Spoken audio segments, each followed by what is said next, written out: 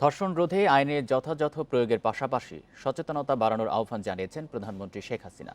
গণভবন থেকে ভিডিও কনফারেন্সে যুক্ত হয়ে ৭০তম বুনিয়াদী প্রশিক্ষণ কোর্সের সমাপনী অনুষ্ঠানে তিনি এই আহ্বান জানান। এ সময় দেশপ্রেমে উদ্বুদ্ধ হয়ে অর্পিত দায়িত্ব যথাযথভাবে পালন করতে প্রজাতন্ত্রের নবীন কর্মকর্তাদের আহ্বান জানান প্রধানমন্ত্রী।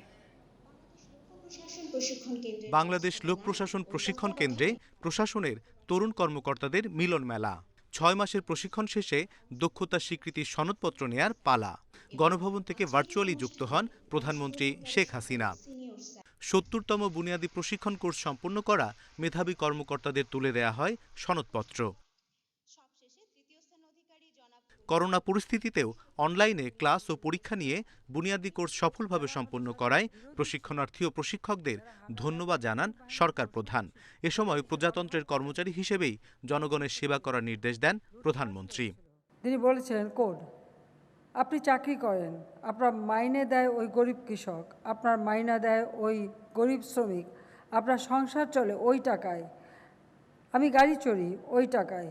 ওদের সম্মান করে কথা বলেন, ওদের ইজ্জত করে কথা বলেন, ওরাই মালিক।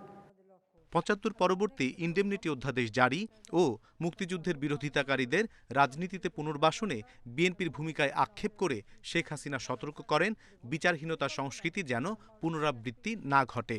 যারা আমাদের স্বাধীনতা বিরোধী ছিল, যারা হানাদার পাকিস্তানি বাহিনীর দোসর ছিল, যারা এদেশে গণহত্যা চালিয়েছিল, নারী ধর্ষণ করেছিল, লুটপাট করেছিল, বাঙালি জাতি হিসেবে যেন অস্তিত্ব না থাকে, সেইভাবেই যারা এদেশের মানুষের উপর অত্যাচার নির্যাতন করেছিল, মূলত তারাই ক্ষমতা এসেছিল।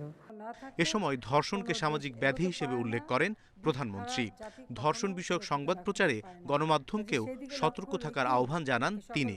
সমাজে কতগুলি ব্যাধি আছে, যেমন ইদানিং ধর্ষণটা খুব বেশি ব্যাপকভাবে হচ্ছে এবং প্রচার হচ্ছে। আর এটা যত বেশি প্রচার হয়, এর প্রাদুর্ভাবটা কিন্তু তত বেশি বাড়ে। ইতিমধ্যে আমরা একটা অধ্যাদেশ জারি করে দিয়েছে, আইন সংশোধন করে কাজে এখানে যদি এ ধরনের ঘটনা রোধ করার জন্য ব্যাপক ব্যবস্থা আমাদের নিতে হবে। আর সবচেয়ে বড় কথা, মানুষের মাঝে জনসচেতনতাও সৃষ্টি করা দরকার। আপনাদের সবাইকে তরুণ কর্মকর্তাদের সামনে শতবর্ষের স্বপ্ন তুলে ধরে তা বাস্তবায়নে দায়িত্ব নিয়ে কাজ করার আহ্বান জানান সরকার প্রধান। স্বাস্থ্যবিধি মেনে চলবেন। অনিমেষ কর, ইন্ডিপেন্ডেন্ট নিউজ, ঢাকা। সেদিকে বিশেষভাবে